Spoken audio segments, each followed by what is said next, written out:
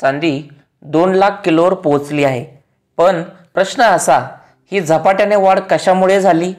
फक्त दागिन्यांची मागणी आली आणि म्हणून चांदी एकदम 2 लाखावर पोहोचली? तर असं नाहीये। जगभरातील अनेक बदलांमुळे चांदीचा भाव अक्षरशः गगनाला भिडला आहे। चला पाहूया चांदीच्या या वेगवान प्रवासामागचं खरं कारण। चांदीचा उपयोग फक्त दागिने बनवण्यासाठीच होतो असं नाही, तर इंडस्ट्रीमध्ये अनेक उद्योगासाठी चांदीचा वापर हा खूप मोठ्या प्रमाणात होत आहे। त्यामुळे चांदीची मागणी इंडस्ट्रियल यूजसाठी खूप वाढलेली आहे। जसं की सौर ऊर्जा, इलेक्ट्रिक गाड्या, मोबाईल, बॅटरी सगळीकडे चांदीचा वापर खूप वाढलेला आहे।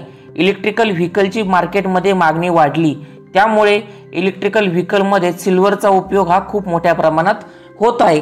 तर त्याचं एक मोठं कारण आहे की सिल्वरची मागणी मार्केटमध्ये वाढलेली आहे आणि मागणी वाढल्यामुळेच भाव सिल्वरचे वरती गेलेले आहेत। तर जगभरात जे सोलर प्रोजेक्ट चालतात, तर त्या सोलर प्रोजेक्टच्या ज्या लाईन्स असतात, त्या सोलर प्रोजेक्ट बनवण्यामध्ये त्या लाईन्स वापरल्या जातात। त्या लाईन्समध्ये पण सिल्वरचा, चांदीचा उपयोग होतो। त्यामुळे इतिहासामध्ये पहिल्यांदा सोलर प्रोजेक्टची पण मागणी वाढली आणि सोलर प्रोजेक्टची मागणी वाढल्यामुळे चांदीची पण बाजारामध्ये मागणी वाढलेली आहे। मेक्सिको, पेरू आणि चीन सारख्या देशांमध्ये चांदीचं उत्पादन घटलेलं आहे आणि त्या दरम्यान मागणी प्रचंड वाढली। 2024 मध्ये चांदीची जी जगभरात मागणी होती ती 24,000 टनची होती आणि तीच 2025 मध्ये साधारणतः 35,000 टन म्हणजे 10,000 टनांनी चांदीची मागणी ही जगभराच्या मार्केटमध्ये वाढलेली आहे। आणि म्हणून काय झाले की सिल्वर डिफिसिट म्हणजे चांदीची कमतरता बाजारामध्ये निर्माण झाली आणि त्याच्यामुळे काय झालं, जे पुरवठा आहे तो पुरवठा कमी झाला आणि बाजारामध्ये मागणी वाढली।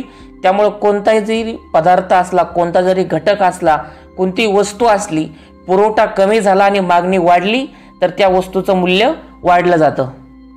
अमेरिकेचा डॉलर कमजोर झाला आणि व्याजदर कमी होण्याच्या शक्यतेने गुंतवणूकदारांनी धातूकडे धाव घेतलेली आहे।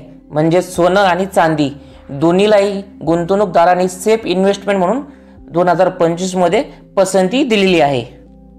रशिया युक्रेन युद्ध, मध्य पूर्वेतील तणाव आणि अमेरिका चायना ट्रेड वॉर या सगळ्या गोष्टीमुळे जागतिक बाजार अस्थिर झालेले आहेत। त्यातून जे गुंतवणूकदार असतात हे सुद्धा अस्थिर झाले आहेत। मग त्यांना काय वाटतं की धातूमध्ये जर पैसा गुंतवला तर तो एक सेफ असेट म्हणून राहू शकतो, ती आपल्याला इन्व्हेस्टमेंट आहे ती आपली सेफ राहील, त्याच्यातनं आपल्याला भविष्यामध्ये चांगले जे रिटर्न्स आहेत ते मिळू शकतात। त्यामुळे गुंतवणूकदारांना चांदी म्हणजे आता एक धातू नाही तर ती एक सुरक्षित अशी एक संपत्ती चांदी लोकांना वाटत आहे। तर मित्रांनो, चांदीचा हा प्रवास सोपा नाही। औद्योगिक मागणी, पुरवठा कमी, डॉलर कमजोर आणि जागतिक अनिश्चितता या सगळ्यांनी मिळून चांदीला 2 लाखाच्या शिखरावर नेलेलं आहे। आता प्रश्न असा आहे, ही चमक किती दिवस टिकू शकते? चांदी परत खाली येऊ शकते का? तुमचा काय अंदाज आहे ते कमेंटमध्ये मला नक्की सांगा। आणि व्हिडिओ जर आवडला असेल लाईक करा, शेअर करा आणि आमच्या चॅनलला सबस्क्राईब करायला विसरू नका। तोपर्यंत धन्यवाद।